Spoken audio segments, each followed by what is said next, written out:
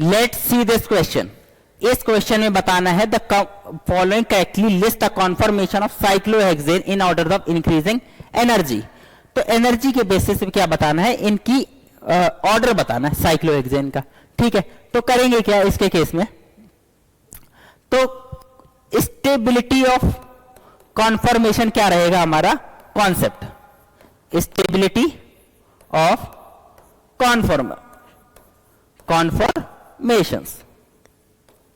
ठीक है, अब अगर बात करें इसके केस में, तो एनर्जी जो है, अगर साइक्लोहेक्सेन की बात करते हैं, साइक्लोहेक्सेन की अगर बात करते हैं, तो उसकी केस में जो सबसे जो ज्यादा एनर्जी होती है वो जो होती है वो हाफ चेयर की होती है, हाफ चेयर की।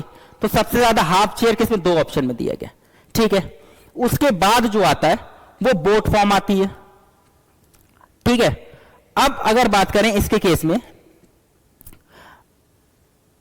हाफ चेयर, उसके बाद आती है बोट फॉर्म, उसके बाद आती है ट्विस्ट बोट, और इसके केस में चेयर।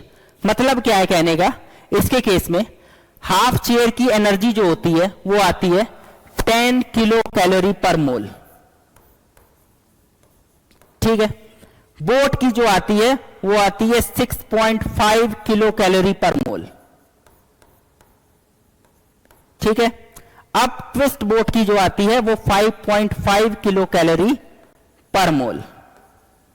ठीक है, और चेयर फॉर्म की होती है लगभग 0। ठीक है, तो ये ऑर्डर होता है किसका, एनर्जी का। ठीक है, तो ये सबसे ज्यादा एनर्जी हाफ चेयर की, उससे कम बोट की, फिर ट्विस्ट बोट की, और सबसे लास्ट में चेयर की।